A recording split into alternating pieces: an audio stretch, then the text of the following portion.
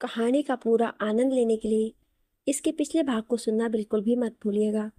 उसका प्लेलिस्ट का लिंक मैं आपको डिस्क्रिप्शन बॉक्स पर दे दूंगी और साथ में कमेंट बॉक्स में पिन भी कर दूंगी, तो आप वहां से भी जाकर सुन सकते हैं। वहीं डोर पर आकर खड़े तुषार ने जब पंखुड़ी की बातें सुनी तो वो अपनी जगह जम सा जाता है। तुषार की आंखें हैरानी से बड़ी हो जाती हैं।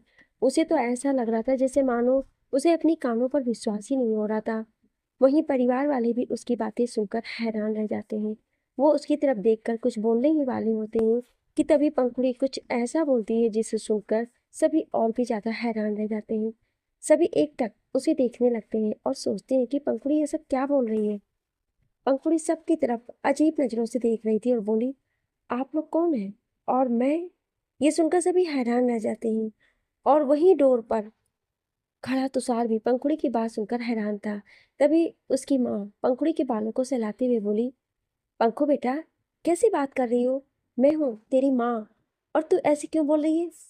ये कहते हुए पंखुड़ी की माँ उसके डैड की तरफ देखकर बोली, देखिए जी, ये कैसे बोल रही है?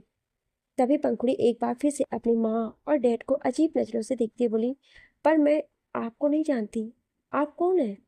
और पंखु, ये कौन है? मैं कौन हूँ? ये कहते हुए वो सब की तरफ देखने लगती है। सभी लोग उसको इस तरह बोलते हुए सुनकर घबरा जाते हैं। उसके मॉम डैड और दच्ची भी घबरा रहे थे। आरोही भी एकदम घबरा गई थी। लोगों को समझ में नहीं आ रहा था कि ये पंखुड़ी के साथ क्या हो गया है और पंखुड़ी इस तरह से क्यों बिहेव कर रही है। पंखुड़ी ये सब देखते हुए बोली, प्लीज आप लोग मुझे बताएंगे कौन है, और हटिए मेरे पास से, अपना हाथ रहिए। ये कहते हुए अपनी माँ का हाथ सिर से हटा देती है। ये देखकर सभी लोग हैरान थे।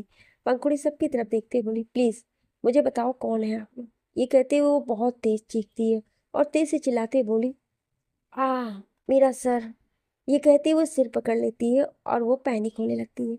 उसी समय दर्ज तुरंत डॉक्टर को बुलाता है और डॉक्टर जैसे ही वार्ड में आते हैं तो पंखड़ी को सिर पर हाथ रखते हुए देखकर सभी की तरफ देखकर बोले, प्लीज आप सब लोग बाहर जाइए, मैं अभी चेक करके आपको बताता हूँ। सभी लोग एकदम परेशान हो जाते हैं। पंखुड़ी की मॉम रोने लगती है तो उसके डैड उसे संभालते हुए अपने साथ लेकर बाहर आ जाते हैं। वहीं दच भी आरोही को लेकर बाहर आ जाता है। वहीं डोर पर खड़ा तुषार भी नम आंखों से एक टक देख रहा था। उसे भी कुछ समझ नहीं आ रहा था, ना जाने क्यों उसके अंदर एक अनजाना डर पनपने लगा था। उसका दिल बहुत ही बेचैनी से धड़क रहा था। इस वक्त उसके चेहरे पर घबराहट के भाव साफ दिखाई दे रहे थे। जब सभी लोग बाहर आते हैं तो तुषार भी वार्ड के डोर से लगकर खड़ा हो जाता है और तुरंत वार्ड का डोर बंद हो जाता है। बाहर खड़े सभी लोग बड़ी ही बेचैनी से इधर उधर घूम रहे थे। सभी बेचैन थे कि कैसे अचानक से पंखुड़ी के सिर में दर्द होने लगा। उसकी माँ अपने हस्बैंड की तरफ देखकर बोली, देखिए ना, क्या हो गया हमारी बच्ची को? वो ऐसे क्यों बोल रही है? उनके हस्बैंड उन्हें संभालते हुए बोले, खुद को संभालिए, कुछ नहीं हुआ हमारी बच्ची को। वो अभी इतने बड़े ऑपरेशन से बाहर आई है और उसका इतना बड़ा एक्सीडेंट हुआ था, तो इस कंडीशन में ऐसा हो जाता है। टेंशन मत लीजिए, डॉक्टर गए हैं ना, अंदर सब चेक करके बताएंगे। लेकिन पंखुड़ी की माँ को कहाँ चैन था। वो तो बस रोई जा रही थी। वो अपने पति के गले लगकर फूट फूट कर रो रही थी। वहीं आरोही भी अजीब नजरों से देख रही थी, जैसे मानो पूछ रही हो कि दत्त ये क्या हो गया। दत्त प्यार से आरोही को गले लगाकर उसके बालों को सहलाते हुए बोले, डोंट वरी वाइपी, सब कुछ ठीक हो जाएगा। भले ही दत्त आरोही को समझाने के लिए ये सब कह रहा था, पर उसे भी अंदर ही अंदर डर लग रहा था। उसे डर ये लग रहा था कि कहीं पंखुड़ी के साथ वो यही सब सोच ही रहा था, पर उसके आगे वो कुछ सोच ही नहीं पा रहा था। करीब आधे घंटे बाद डॉक्टर वार्ड से बाहर आए और सभी उनके पास जाकर बोले, क्या हो गया है पंखुड़ी के साथ? वो इस तरह से क्यों बिहेव कर रही है? डॉक्टर सबकी तरफ देखकर एक गहरी सांस लेकर बोली, मैंने आप लोगों को पहले ही बताया था कि उनका बहुत सीरियस एक्सीडेंट हुआ है और सिर में बहुत गहरी चोट लगी है। हालांकि हमने ऑपरेशन कर दिया था और अब वो खतरे से बाहर भी है। पर इतना बोलकर डॉक्टर चुप हो गए। डॉक्टर को चुप देखकर दर्ज बहुत गुस्सा हो जाता है और गुस्से से बोला, जो भी बोलना है साफ साफ बोलो डॉक्टर, ये पर वर से क्या है? साफ साफ बोलो। दर्ज को इतने गुस्से में देखकर डॉक्टर घबरा गए और एक पल के लिए वो कांप भी गए। वो दो कदम पीछे होकर धीरे से कप कपाती हुई आवाज में बोले, वो मेरे कहने का मतलब था कि आपकी सिस्टर की याददाश्त चली गई है। डॉक्टर के मुंह से ये बात सुनकर सभी हैरान रह जाते हैं। जैसे जैसे सबके कानों की बात जाती है तो सभी हैरान रह जाते हैं और अपनी आंखें बड़ी किए डॉक्टर की तरफ घूर कर देखने लगते हैं। डॉक्टर सब की तरफ देखकर बोला, अभी मैं कुछ कंफर्म नहीं कह सकता और मैं ये भी नहीं बोल सकता कि उनकी याददाश्त कितने दिनों के लिए गई है, पर हाँ, कुछ तो उनके दिमाग पर असर पड़ा है। हमने कुछ टेस्ट किए हैं, जल्दी ही उनकी रिपोर्ट आ जाएगी और उन्हें इंजेक्शन दे दिया गया है क्योंकि वो पैनिक अटैक कर रही थी, इसलिए अब वो आराम कर रही हैं। आप लोग ज़्यादा परेशान मत होइए, जब वो होश में आएंगी तो मैं खुद उन्हें हैंडल करूँगा। ये कहते हुए डॉक्टर सभी की तरफ संतावना भरी नज़रों से देखते हैं और वहाँ से चले जाते हैं। वहीं डॉक्टर के जाने के बाद सभी लोग एक बार फिर से पंखुड़ी के वार्ड की तरफ बढ़ जाते हैं। वार्ड में पहुंचकर पंखुड़ी को सोता हुआ देखकर उसकी मॉम उसके बगल में बैठकर रोने लगती है और बोलती है, पंखु बेटा, क्या हो गया तुझे? ना जाने किसकी नज़र लग गई मेरी बच्ची को। ये कहते हुए वो रोई जा रही थी। वहीं उसके डैड उन्हें संभाल रहे थे। आरोही की भी आंखों से लगातार आंसू गिर रहे थे। तब दत्त उसके हाथों को कसकर पकड़ रखा था, जैसे मानो वो उसे हिम्मत दे रहा हो। वहीं फिर तुषार डोर पर खड़ा था और उसकी हिम्मत ही नहीं हो रही थी कि वो अंदर जाकर पंखुड़ी को देख भी सके। ऊपर से डॉक्टर की कही बात उसके कानों में लगातार गूंज रही थी कि पंखुड़ी की याददाश्त चली गई। वो खुद को रोक नहीं पाया और तुरंत अपने कदमों को पीछे लेते हुए वो हॉस्पिटल से बाहर की तरफ भागता है। वो रोड पर भागे ही जा रहा था और उसका दिमाग ही काम नहीं कर रहा था। उसके कानों में अभी तक डॉक्टर की कही हुई बात गूंज रही थी कि पंखुड़ी की याददाश्त चली गई। वो मन ही मन खुद से बोला, क्या ऐसा है तो क्या वो मुझे भी भूल गई? नहीं नहीं, वो मुझे नहीं भूल सकती। अगर वो मुझे भूल गई तो नहीं, मैं उसके बिना कैसे रहूंगा? अभी मैं उससे दिल की बात कहने की हिम्मत कर पाया था कि मैं उससे बताऊंगा मैं उसे कितना प्यार करता हूँ, पर भगवान ना जाने क्या चाहते हैं। ये कहते हुए वो रोड के एक साइड खड़े होकर रोने लगता है और उसकी आंखों से तेजी से आंसू गिरने लगते हैं। तुषार एक साइड रोड पर बैठे हुए बस रोए जा रहा था। वो भगवान की तरफ देखते हुए बस शिकायत कर रहा था और मन ही मन खुद को भी कोस रहा था कि उसने जो दर्द आज तक पंखुड़ी को दिया, वही दर्द उसे अब महसूस हो रहा है। वो मन ही मन सोच रहा था कि काश उसने पंखुड़ी के प्यार को पहले ही एक्सेप्ट कर लिया होता। काश वो अपने दिल की बात उसे पहले ही बता दिया होता तो शायद आज उसे इतना अफसोस नहीं होता जितना अब हो रहा था। अब उसे डर लग रहा था कि कहीं पंखुड़ी उसे हमेशा के लिए भूल गई तो, और पंखुड़ी से भूलकर किसी और के करीब चली गई तो उसका क्या होगा? यही सब सवाल उसके दिमाग में चल रहे थे, जिसका जवाब अभी किसी के पास नहीं था। वहीं दूसरी तरफ हॉस्पिटल में सभी लोग परेशान थे। सभी के चेहरे पर परेशानी के भाव थे। सभी बस एक टक पंखुड़ी को देख रहे थे और आरोही भी बहुत रोई जा रही थी। बड़ी मुश्किल से दच ने उसे संभाला हुआ था। उसी समय अचानक ही दच का मोबाइल तेजी से रिंग करने लगा। मोबाइल की रिंग की आवाज़ सुनकर सभी का ध्यान उसके मोबाइल पर गया। दच ने तुरंत अपने पैंट की पॉकेट से मोबाइल निकाला और उस पर फ्लैश हो रहे नंबर को देखकर उसके चेहरे के भाव थोड़े सख्त हो गए। वो सभी को एक्सक्यूज मी बोलकर बार से बाहर आया और हॉस्पिटल के कॉरिडोर से होते हुए बिल्कुल कॉर्नर में जाकर खड़ा हो गया। फिर कॉल पिक करते ही बड़े ही फोन वॉइस में बोला, व्हाट हैपेंड? कुछ पता चला? तभी दूसरी तरफ से रोहित, जो दच का असिस्टेंट था, वो शांत भाव से बोला, सर, हमने पता लगा लिया है और उस ट्रक ड्राइवर को भी पकड़ लिया गया है। जैसे ही दच ने ये सुना, उसकी आंखों में गुस्सा उतर आया और वो तुरंत बोला, उसको मार मार कर ऐसी हालत करो कि उसकी आखिरी पुश्ते भी मौत की भीख मांगे। जिस पर रोहित बोला, सर, हमने उसे बहुत मारा है। पर वो कुछ बताने को तैयार नहीं है। वो यही बोल रहा है कि उसे इस बारे में कुछ भी पता नहीं है। उसे बस किसी ने हायर किया था, उसी के कहने पर पैसे के चक्कर में ये काम किया था। उसे नहीं पता था कि वो जिसे मारने जा रहा है वो कौन है। जैसे ही दच ये सुनता है तो उसके हाथों की मुट्ठी कस जाती है। वो गुस्से से गुर्राती हुई आवाज में बोला, I don't care, I want result, I don't know how but. मुझे किसी भी हाल में उस इंसान का पता चाहिए जो मेरी बहन को हॉस्पिटल में बेड पर इस हालत में लिटाया हुआ है। रोहित दच की आवाज में गुस्से के भाव समझ पा रहा था। एक पल के लिए वो भी घबरा गया, पर फिर भी वो खुद को संभालते हुए बोला, यस सर, मैं पूरी कोशिश कर रहा हूँ। मैं जल्द से जल्द पता कर रहा हूँ, लेकिन कुछ क्लू मिला है जिसके बारे में मैं आपको बताना चाहता हूँ। तभी दच बोला, जो भी मिला है जल्दी बताओ, और हाँ, उस ट्रक ड्राइवर की ऐसी हालत करो कि वो मरने के लिए भीख मांगे, पर उसे मौत नसीब ना हो। रोहित दच की बात सुनकर हाँ में सिर हिलाते हुए बोला, यस सर, आप जैसे कह रहे हैं वैसा ही होगा। दच बोला, तो बताओ क्या क्लू मिला है। रोहित तुरंत दच को कुछ बताने लगा, जिसे सुनकर दच के चेहरे के भाव बदलने लगे और उसकी आंखें जो अभी तक शांत थी, वो धीरे धीरे सुर्ख होने लगी। उसका चेहरा बिल्कुल सख्त हो गया और हाथों की मुट्ठी कस गई और वो गुस्से से चिल्लाते बोला, I want her right now. ये कहकर वो कॉल कट कर दिया। अंजलि जी अपने रूम में आराम से हाथों और पैरों का मैनिक्योर पेडिक्योर करवा रही थी और एक लड़की खड़ी होकर उसका फेशियल कर रही थी, जैसे मानो वो बहुत तैयारी कर रही हूँ। उसने इतना बड़ा कांड कर रखा था जिसके कारण बेचारी पंखुड़ी अपनी याददाश्त तक खो बैठी थी और ये औरत थी कि बस बड़े ही आराम से अपनी खूबसूरती को निहारने में लगी हुई थी। इस उम्र में भी वो अपनी फिगर का खास ख्याल रख रही थी ताकि वो अपने पति को अपने जाल में फंसा कर रख सके। वहीं उसके बगल में उसकी बेटी भी सेम उसी तरह चेहरे पर फेशियल करवा रही थी और एक लड़की उसका मैनिक्योर पेडिक्योर कर रही थी। दोनों ही बेफिक्री से जूस पीते हुए फेशियल करवा रही थी। दोनों माँ बेटी एक नंबर की चुड़ैल थी। उन्हें किसी की कोई चिंता नहीं थी और उनके लिए खुद की इच्छा ही मायने रखती। वो दोनों अभी बैठी हुई थी, तभी अचानक अंजलि का मोबाइल रिंग करने लगा। अंजलि जी तिरछी नजरों से अपने बगल में रखे मोबाइल की तरफ देखती हैं। उस पर फ्लैश हो रहे नाम को देख उनकी आंखें हैरानी से बड़ी हो जाती हैं।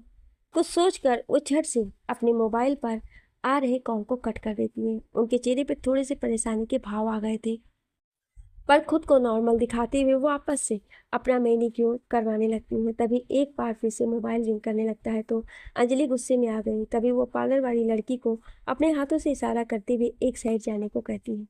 तब तुरंत अंजलि कॉल पिक करती है तो दूसरी तरफ से कोई कुछ कहने वाला होता है। उससे पहले ही अंजलि ने कहा, हाउ डियर यू, मैंने तुम्हें मना किया था ना कॉल करने से। तुम्हारी हिम्मत कैसी हुई मुझे कॉल करने की। मैंने कहा था ना कहीं जाके छुप जाओ और इसके बारे में किसी को कुछ पता न चले। तभी दूसरी तरफ से जो आदमी था वो हड़बड़ाते हुए बोला, मैम मैम मेरी बात सुनिए, बहुत बड़ी मुसीबत हो गई है। जब अंजलि जी ये सुनती है तो एक पल के लिए घबरा जाती है, पर फिर भी खुद को नॉर्मल दिखाते हुए बोली, क्या मुसीबत हो गई है, अब क्या कर दिया तुमने। तभी वो इंसान दूसरी तरफ से बोला, मैम वो हमारा आदमी जो ट्रक चला रहा था, जिसे मिस्टर खन्ना की बहन के ऊपर ट्रक चला दिया था, वो पकड़ा गया है। ये सुनते ही अंजलि के जैसे भाव ही बदल गए। इस वक्त उनके चेहरे पर घबराहट के भाव आ गए। उनके मुंह से घबराहट में निकला, क्या, पर कैसे। वो हड़बड़ाहट में कुछ बोल ही नहीं पा रही थी। तभी वो आदमी दूसरी तरफ से बोलता है, ये तो नहीं पता मैम, हमने तो उसे पहले ही भगा दिया था, पर शायद मिस्टर खन्ना के आदमी बहुत तेज थी और उसे खोज निकाला। लेकिन घबराने वाली कोई बात नहीं है, वो आदमी आपको नहीं जानता है, वो सिर्फ मुझे जानता होगा। तभी अंजलि बोली, आई डोंट केयर, मैं कुछ नहीं जानती। अगर उसने तुम्हारा नाम भी बता दिया तो अपना मुंह मत खोलना। अगर तुम पकड़े गए तो मेरा नाम मुंह से मत निकालना, वरना तुम जानते हो मैं क्या कर सकती हूँ। दूसरी तरफ से वो आदमी हड़बड़ाते हुए बोला, मैम मैम मेरी बात सुनिए। वो ये सब कह रहा था तभी अंजलि बोली, जस्ट शट अप, तुम्हारी कुछ भी बकवास नहीं सुनना चाहती हूँ मैं। मेरी बात कान खोलकर सुन लो, चाहे कुछ भी हो जाए मेरा नाम कहीं नहीं आना चाहिए। That's it. और गुस्से से कॉल कट कर देती है। अंजलि के बगल में बैठी मायरा जो बड़ी मजे से जूस पी रही थी, वो अपने मॉम की तरफ देखकर बोली, what happened mom, why are you shouting. जिस पर अंजलि बोली, प्रॉब्लम हो गई है बेटा। मायरा हैरानी से बोली, क्या हो गया मॉम, कैसी प्रॉब्लम। तभी अंजलि कुछ बताने लगी जिससे मायरा हैरान हो गई। अंजलि जी मायरा को सब कुछ बता देती है और मायरा जैसे जैसे अपनी मॉम की बात सुनती है तो उसके चेहरे के भाव बदलने लगते हैं। उसकी आंखें हैरानी से बड़ी हो जाती हैं और वो डर से कांपने लगती है। तभी मायरा की मॉम अंजलि उसे संभालते हुए बोली, डोंट वरी बेटा, तुम चिंता मत करो, हम लोगों को कुछ नहीं होगा और हम लोग नहीं पकड़ाएंगे।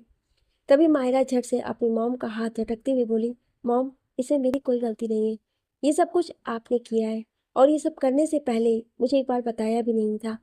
अगर कोई प्रॉब्लम हुआ तो मैं नहीं जानती, आप ही सब कुछ संभालोगे, मैं नहीं। मैं पहले ही बता रही हूँ, मैं इस मामले में कुछ भी नहीं करूँगी, आपकी हेल्प भी नहीं।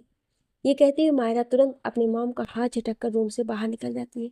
वहीं मायरा की मॉम मायरा की हरकतों को देखकर हैरान थी। वो सोचने लगी कि आखिर ये मेरी बेटी है ना, ये इतनी मतलबी कैसे हो सकती है जो मुसीबत के समय में अपनी मॉम को ही छोड़ गई। वो मन ही मन खुद से बोलती है, आखिर मैंने ये सब इसके लिए ही तो किया और ये मुझे ही सुनाकर चली गई, इसे मेरा क्या फायदा है, मैंने जो भी किया इसी के लिए किया था। ये सब सोचते हुए उसकी आंखें हैरानी से बड़ी हो गई थी। अंजलि को आज उन्हें पता चला कि उनकी बेटी कितनी खुदगर्ज है। ये सब दिमाग में चल रहा था और यही सब सोचते सोचते वो बेड पर जाकर लेट गई और पार्लर वाले को इशारे से वहां से जाने के लिए कह देती है।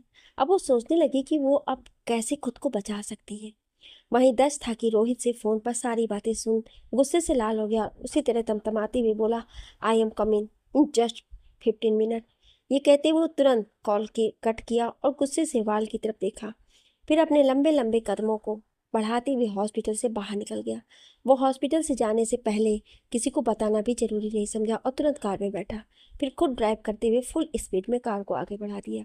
इस समय दच खुद कार ड्राइव करते हुए चले जा रहा था। ना ही उसने कोई बॉडीगार्ड लिए थे और ना ही ड्राइवर को अपने साथ लिया था। उसकी आंखें गुस्से से लाल थीं और उसने अपने हाथों की मुट्ठी बना रखी थी। काफ़ी फुल स्पीड से वो कार को चला रहा था। करीब 15 मिनट में दच की कार शहर से बिल्कुल बाहर एक आउट एरिया में रुकी, जो कि जंगल की तरफ था, क्योंकि उसके चारों तरफ पेड़ पौधे थे।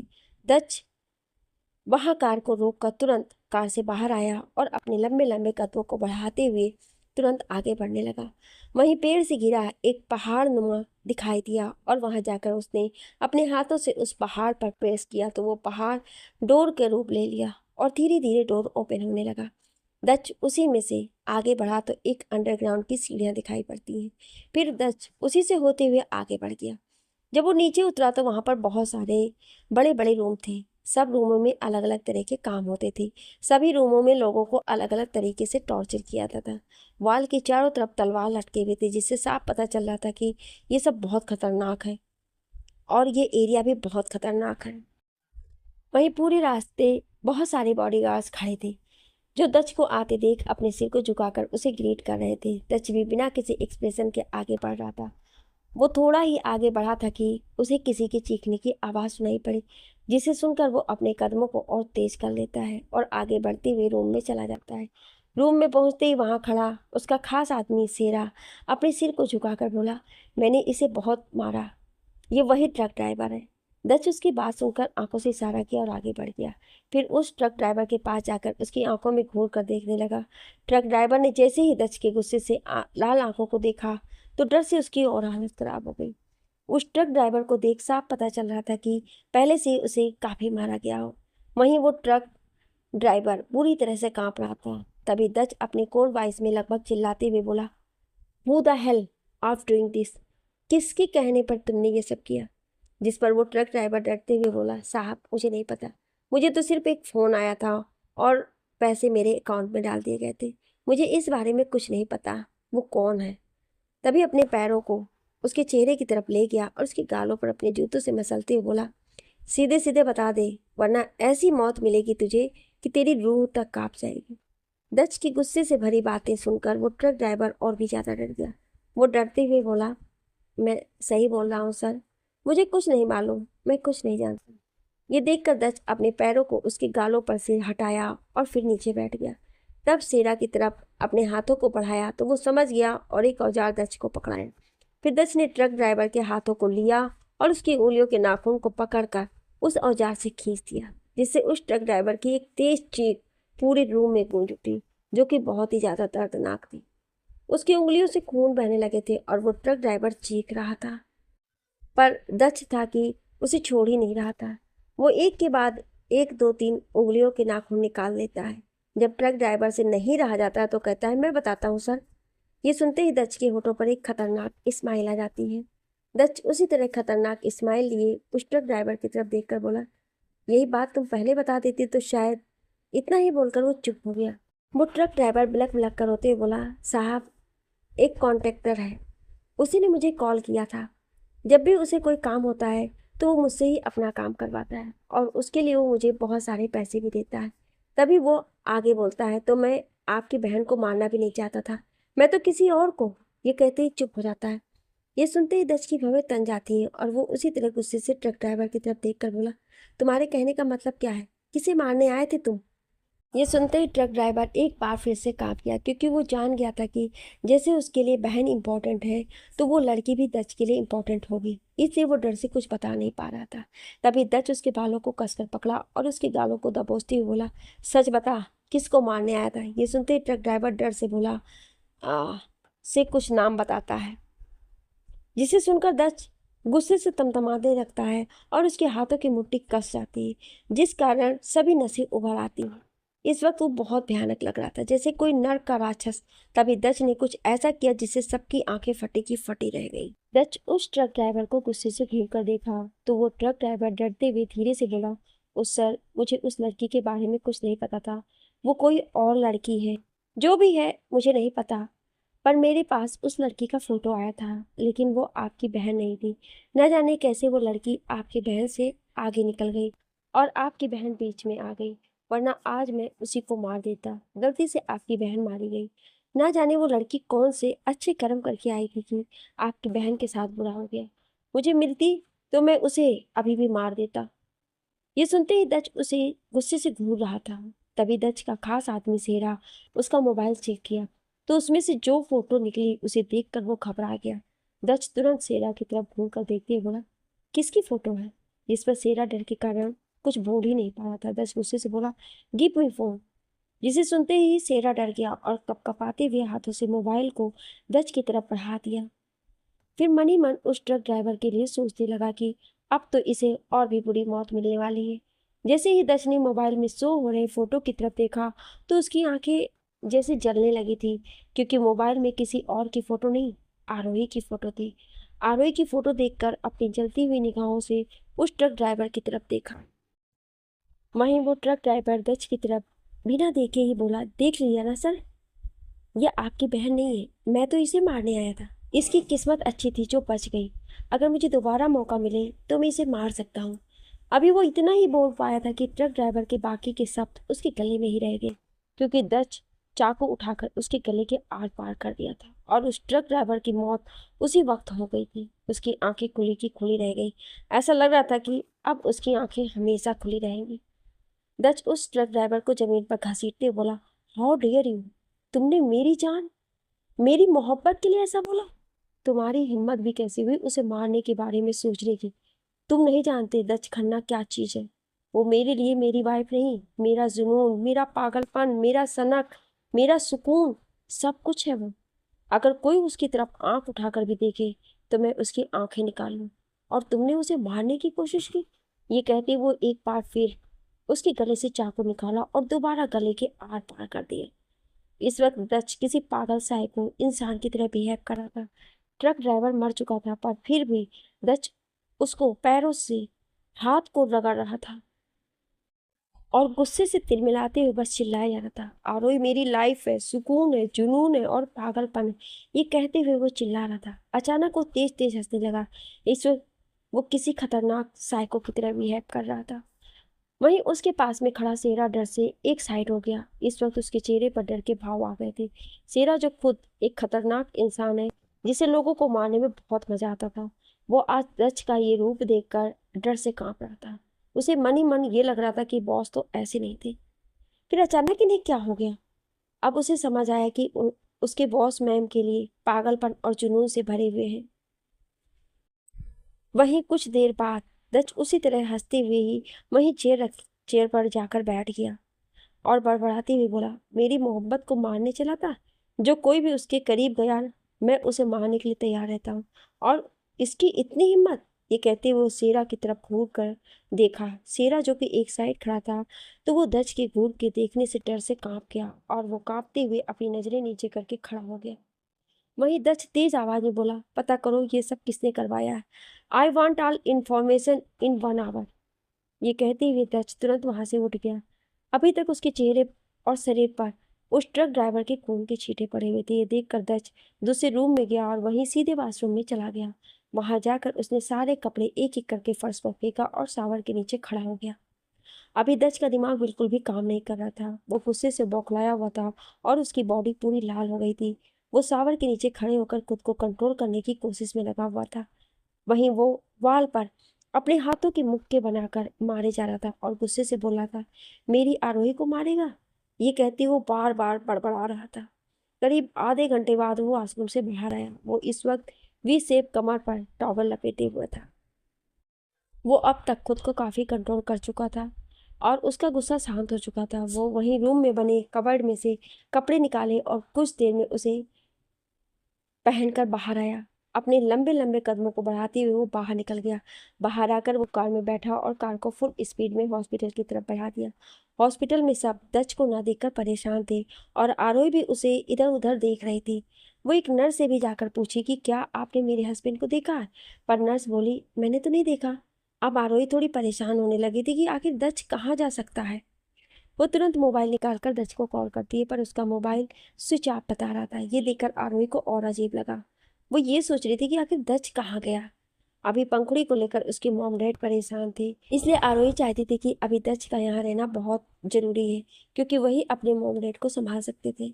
कुछ देर तक ढूंढने के बाद आरोही वार्ड में आती है तो उसी समय तुषार भी अंदर आता है। तुषार को देखकर आरोही एक गहरी सांस लेकर बोली, थैंक गॉड भाई, आप आ गए। देखिए सभी लोग परेशान हैं। तुषार अब तक खुद को काफी कंट्रोल कर चुका था। तभी आरोही बोली, ये दच ना जाने कहाँ चले गए हैं। मैं कब से उनका फोन ट्राई कर रही हूँ, पर स्विच ऑफ बता रहा है। तुषार, जिसे सब कुछ पहले से ही पता था, क्योंकि दस जाने से पहले तुषार को मैसेज कर दिया था कि वो हॉस्पिटल से जा रहा है तो वो आकर सबको संभाले, इसलिए तुषार जल्दी से हॉस्पिटल आ गया था। तुषार आरोही को रिलैक्स कराते बोला, डोंट वरी भाभी, वो जल्द ही आ जाएगा। अभी वो थोड़ा परेशान है इसलिए बाहर गए हैं। जैसे ही उसका काम हो जाएगा वो तुरंत आ जाएंगे। आरोही भी बिना कुछ बोले वार्ड में चली गई। सभी पंखुड़ी के आसपास बैठे हुए थे। पंखुड़ी नींद के इंजेक्शन के कारण अभी तक सोई हुई थी। अब सब पंखुड़ी की होश में आने का इंतजार कर रहे थे। दच करीब 45 मिनट में हॉस्पिटल के पास कार को झटके से रोका और हॉस्पिटल के अंदर आया। जैसे ही वो आगे बढ़ रहा था उसका मोबाइल बजा। उसने मोबाइल पर फ्लैश हो रहे नंबर की तरफ देखा तो उसकी भौहें सिकुड़ गई और वो तुरंत कॉल पिक किया। तभी दूसरी तरफ से उसका खास आदमी शेरा ने कुछ कहा, जिसे सुनकर दच के हाथों की मुट्ठी बन गई। वो वापस से गुस्से के भाव में आ गया।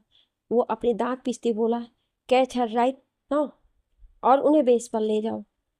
फिर उन्हें ऐसा टॉर्चर करो कि अगला जन्म लेने से पहले 1000 बार सोचे।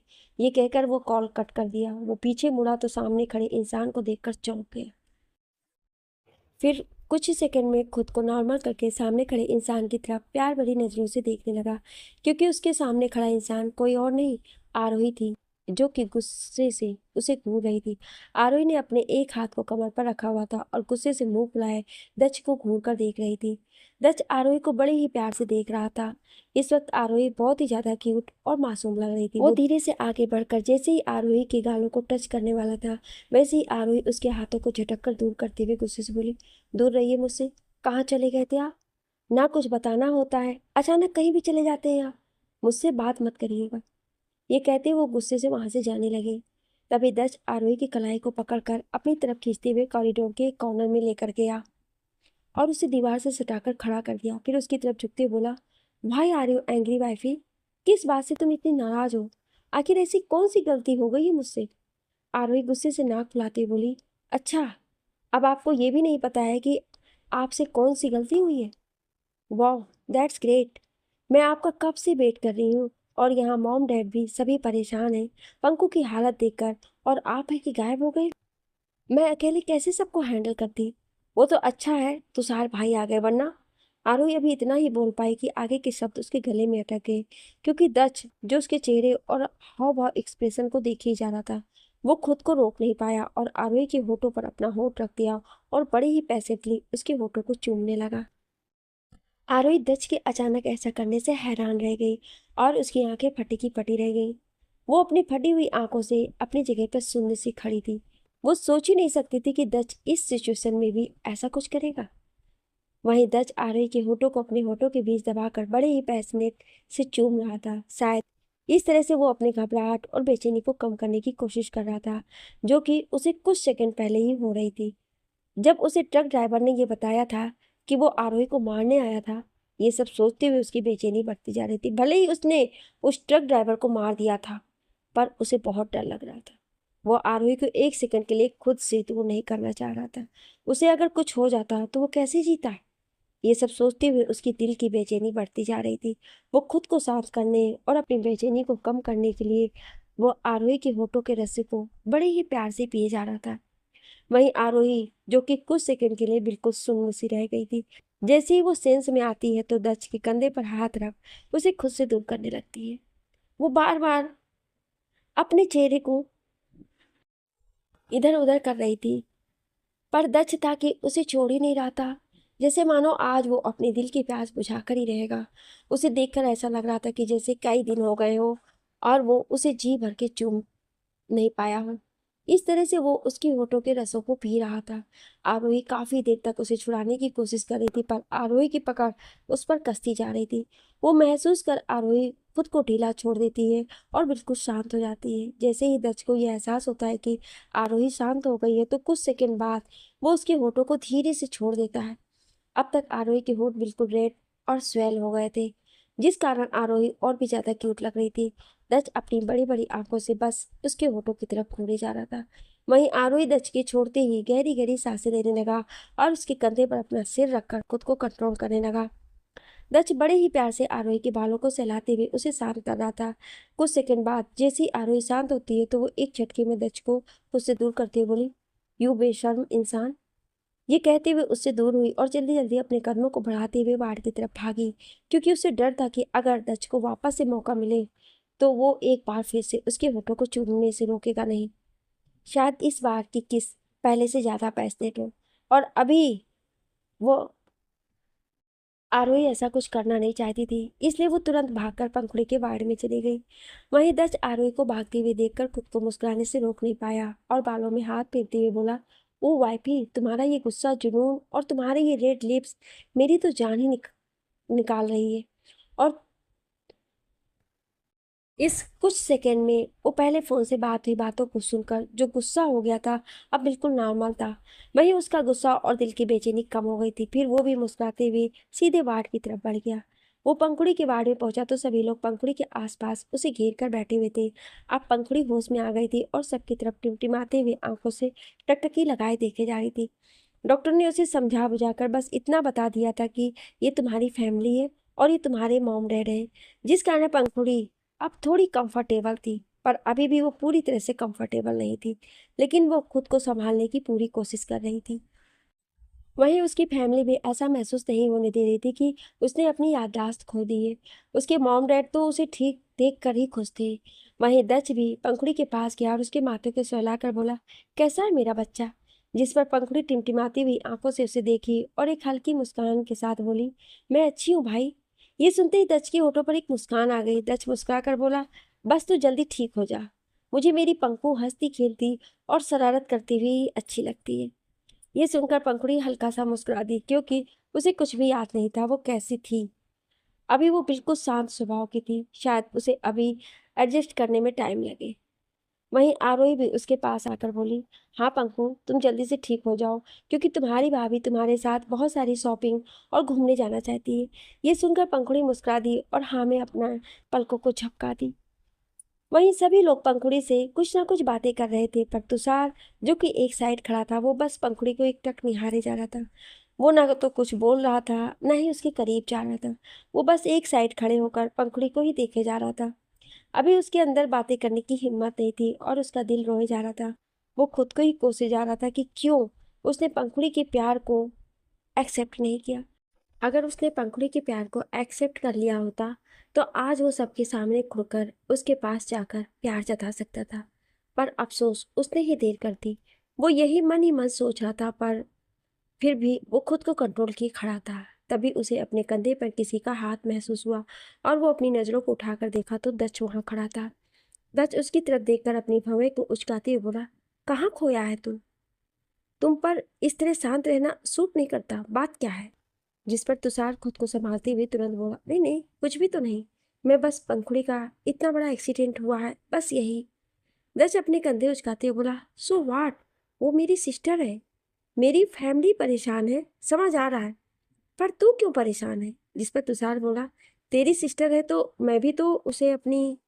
अभी वो इतना ही बोल पाया था, तभी दच बोला, ओ, तू भी उसे अपनी सिस्टर मानता है, राइट। जिस पर तुषार हड़बड़ा कर बोला, नहीं नहीं, ऐसा कुछ नहीं है, वो मेरी। अभी वो बोल ही रहा था कि तभी पीछे से आवाज आई, वो उनकी मोहब्बत है। दच ने कॉल कट किया और मोबाइल को पैन के पॉकेट में रखकर वार्ड के अंदर चला गया। क्योंकि वो यहाँ से जाना नहीं चाहता था। वो एक बार अपनी बहन को देखना चाहता था और वो आरोही को गुस्सा नहीं दिलाना चाहता था।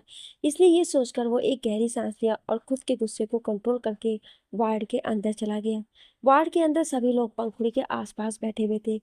दच भी अपनी बहन से बहुत ही प्यार से मिलता है और फिर कुछ देर तक वहीं बैठकर बातें करने लगता है। पंखुड़ी की मॉम पंखुड़ी को अपने हाथों से फ्रूट्स कट करके खिला रही थी और पंखुड़ी मुंह बना बना कर खा रही थी। हालांकि उसे बहुत अच्छा लग रहा था कि उसे मॉम डैड का इतना प्यार मिल रहा था। फिर उसके लिए ये सब कुछ नया भी था क्योंकि वो अपनी याददाश्त भूल चुकी थी और बच्चों की तरह बिहेव कर रही थी। वहीं पंखुड़ी को वापस से बच्चों की तरह देखकर उसके मॉम की आंखों में आंसू आ रहे थे।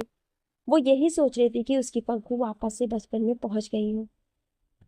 वहीं उसके डैड मन ही मन ये सोच रहे थे कि जब वो पंखुड़ी को यहाँ से डिस्चार्ज करा के घर ले जाएंगे तो पंखुड़ी के दादा दादी से क्या कहेंगे। कहीं ना कहीं दच के मन में भी ये बात चल रही थी, पर सब ने कुछ टाइम के लिए इस बात को इग्नोर कर दिया था क्योंकि उन्होंने पहले सोचा था कि पंखुड़ी की हेल्थ इंपॉर्टेंट है। उसके बाद वो लोग दादाजी को सब कुछ बता देंगे। वहीं कुछ देर हॉस्पिटल में रहने के बाद दच के मॉम डैड घर चले जाते हैं क्योंकि दच कहता है आप लोगों को घर जाना चाहिए वरना दादा दादी को शक हो जाएगा। ये सोचकर वो दोनों वहां से चले जाते हैं। वो अभी इस वक्त वहां पर दच, आरोही और तुषार थे। तुषार तो बिना कुछ बोले चुपचाप पंखुड़ी को अपनी तिरछी नजरों से रह रहकर देख रहा था। वहीं कुछ देर पहले दच और उसकी जो बातें हुई थी वो सब उसके दिमाग में चल रहा था। जब दच उससे पंखुड़ी के बारे में पूछ रहा था तो आरोही आकर बीच में ही बोल पड़ती है कि वो उससे प्यार करते हैं। उससे आगे कोई बात बढ़ती उससे पहले ही दच के डैड ने उन्हें बुला लिया था और सभी को वहां से जाना पड़ गया था। इस कारण उनकी बात अधूरी रह गई थी। दच अपनी तिरछी निगाहों से तुषार को घूर रहा था क्योंकि अभी उसे अपने सवालों के जवाब नहीं मिले थे। जैसे ही तुषार खुद पर दच की नजरों को महसूस करता है तो वो अपनी नजरें इधर उधर घुमाने लगता है। वहीं आरोही दच और तुषार की तरफ देख रही थी क्योंकि वो समझ रही थी कि दोनों के बीच अभी क्या बातें हो रही थी। उसने ही तो दच के सामने ये बात बोली थी कि तुषार पंखुड़ी से प्यार करता है। इस कारण उन दोनों को ये भी पता चल गया था कि आरोही सब कुछ जानती है। वहीं इस बात से अनजान पंखुड़ी अपने भैया भाभी से बातें करने के बाद आरोही की दवा देने पर उसे खाकर नींद के आगोश में चली गई थी। उसके सोने के बाद दच तुषार को घूर रहा था तो वो अपनी जगह से उठा और अपने लंबे लंबे कदमों को बढ़ाते हुए तुषार के पास जाकर बोला, कम हियर तुषार, और बिना देखे वार्ड के बाहर चला गया। वहीं तुषार जैसे ही दच की ये बात सुनता है तो वो अंदर से कांप जाता है। उसे अंदर ही अंदर घबराहट होने लगती है। वो ये सोच रहा था कि कहीं ऐसा ना हो उसकी दोस्ती आज टूट जाए। फिर भी वो खुद को संभाले हुए था और हिम्मत करके वार्ड के बाहर जाता है। वहीं आरोही भी तुषार की हालत को समझ सकती थी। वो जानती थी कि तुषार अभी क्या महसूस कर रहा था। वो जा नहीं सकती थी क्योंकि वो चाहती थी कि दोनों दोस्तों के बीच खुलकर बातें हों, तभी ठीक है। वहीं दच कॉरिडोर के लास्ट वाले रूम में बैठा हुआ था और उसकी उंगलियों में सिगरेट फंसे हुए थे। वो सिगरेट का लंबे लंबे कस ले रहा था और अभी उसके चेहरे पर कोई भाव नहीं थी। वो सोफे पर पैर चढ़ाए बड़ी स्टाइल से सिगरेट का कस ले रहा था।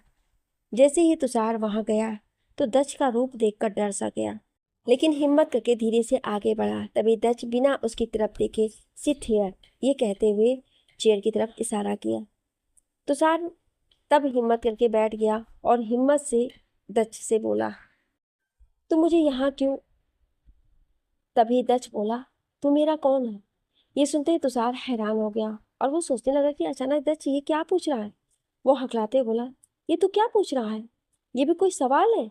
तभी दस ठंडी निगाहों से उसकी तरफ घूर कर देखा और बोला, मैंने जो पूछा है उसका जवाब दे, मैं तेरा कौन हूँ। तुषार तुरंत बोला, तू मेरा सबसे अच्छा दोस्त है और मेरे लिए तू दोस्त नहीं भाई के बराबर है। ये सुनते ही दच मुस्कुराने लगा और बोला, सच में तुझे ऐसा लगता है। तुषार हैरानी से उसकी तरफ देखते हुए बोला, ये तू क्या बोल रहा है, ये सच है, मैं झूठ क्यों बोलूंगा। तभी दच बोला, अगर ये सच है तो मुझे सच्चाई क्यों नहीं बताया।